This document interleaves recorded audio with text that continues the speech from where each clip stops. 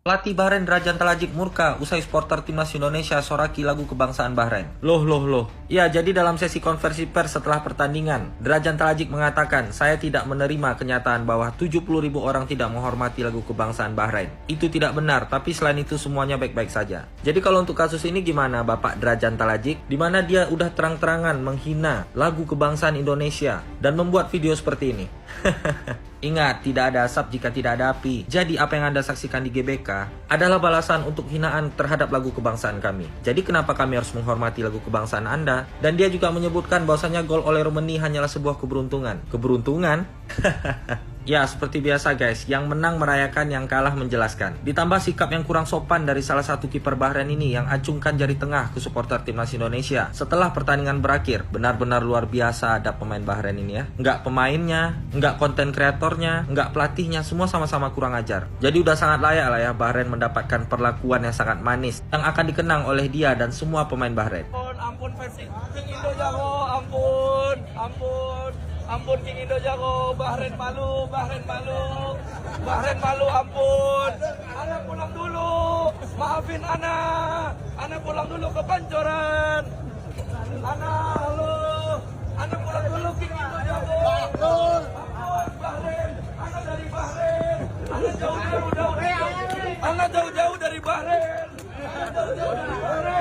Alias dicondet, anak pusing.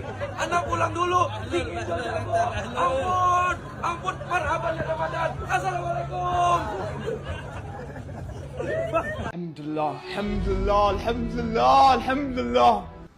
Indonesia yafuz, Indonesia win. Wallahi, Indonesia is great. Indonesia is the best in the world. Ana bahlul.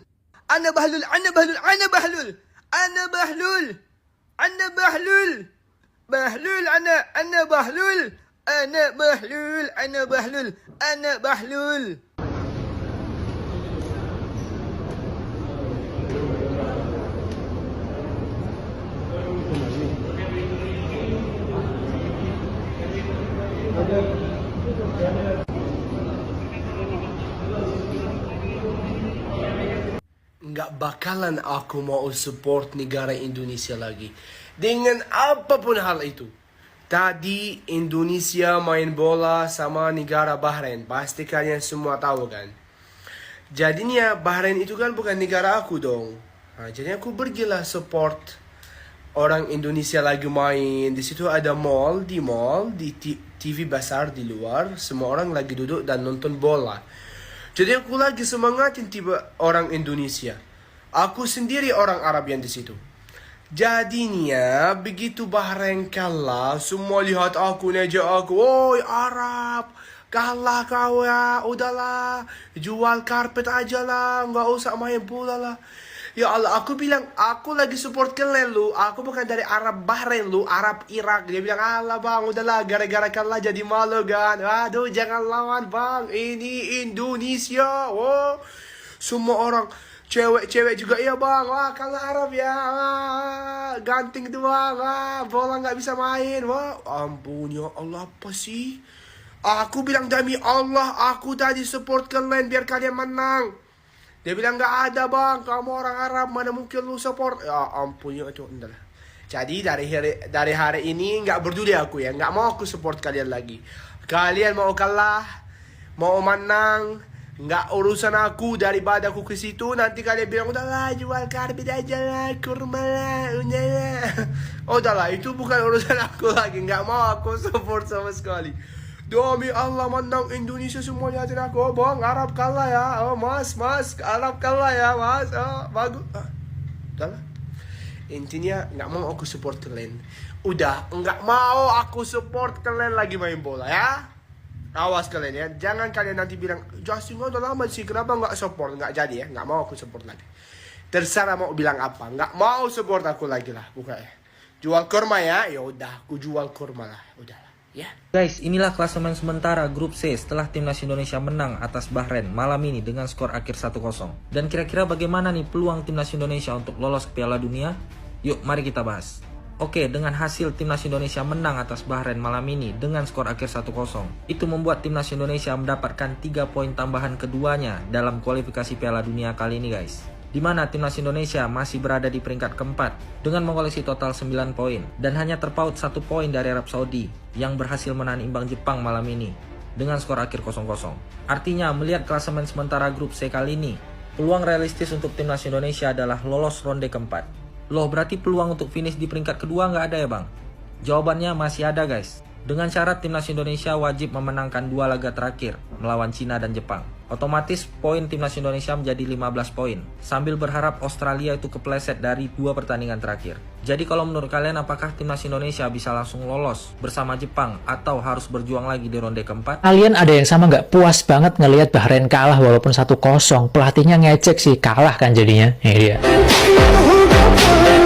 Oke guys, jadi pelatih Bahrain ya sebelum pertandingan itu sempat ngomong bahwasannya Indonesia dengan penduduk 300 juta tapi malah mendatangkan pemain dari Belanda. Nggak tahu kenapa ya si Dragan Takjil ini ngomongnya seperti itu. Padahal omongan-omongan seperti ini justru membuat Indonesia semakin membara. Walaupun para pemain naturalisasi ini ada keturunan Indonesia, tetapi pionirnya juga tetap ada Marcelino dan Rizky Ridho yang tampil sangat maksimal semalam. Walaupun begitu, Romaini yang tetap mencetak gol ya semalam ya, dengan selebrasi yang sangat ikonik, yaitu dia meletakkan tangan di bawah dagu, yang artinya adalah ketika Indonesia menang maupun kalah, tetaplah tegakkan kepala, jangan menunduk, tetaplah berjuang sampai selesai pertandingan. Ini keren banget. Dan kalau kita lihat pelatih timnas saat ini yaitu Patrick Kluivert, mentalnya boleh juga nih. Dihina tidak tumbang, dipuji tidak pernah. Dia selalu menerapkan sebuah trik psikologi bernama power posing. Kalau kita merujuk pada ebook Master of Influence, jadi badannya itu selalu tegak mirip Thomas Shelby. Meskipun sempat kalah dengan Australia, langsung dibuktikan pada saat versus Bahrain. Ini keren. Ditambah lagi koreo dari supporter Indonesia itu kreatif banget ya. Ada lambang Garuda yang sangat besar sekali. Ini bukti bahwa supporter Indonesia itu sangat militan ya. Dan kemudian kenapa kemenangan Indonesia versus Bahrain ini sangat memuaskan? Ya karena ada histori yang cukup menyakitkan, yaitu 90+6 sama dengan 99. Dan semalam juga hampir aja kan. Nah, biar punya mentalitas seperti Who are you? Man anta? Who are you? Uridu an atakallama ilaika. Indonesia wahid. Indonesia wahid. Indonesia. Who are you? Now. Who are you? Uridu an atakallama ilaika. Comment vas-tu? Salam alaikum. Ah, c'est ta première fois ici? En Indonésie, oui. En Asie, non, parce que je suis très souvent depuis longtemps en Indonésie. Moi, le score 5-1 est très dur pour l'Indonésie. Ne reflète pas vraiment le match. Mais je pense que l'Indonésie s'est écroulée en fait, après avoir concédé le premier but, le penalty, alors qu'ils avaient très bien commencé la partie. Ils auraient dû marquer le premier but et peut-être que là, ils auraient gagné davantage en confiance. Et l'Australie, qui jouait à domicile pourtant, avait un public qui était contre elle, pardon.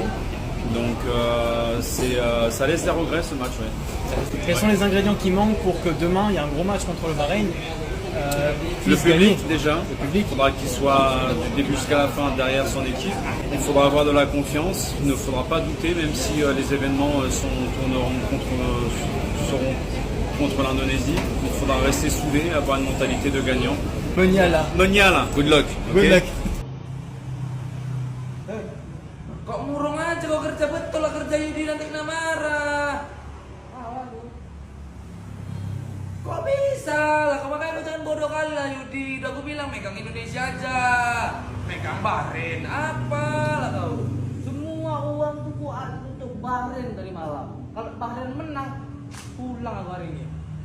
Matamu itu kalau Bahrain menang kau pulang, kau nggak boleh pulang juga kok. Makanya lain kali kalau udah aku bilang megang Indonesia mafia udah nggak ada.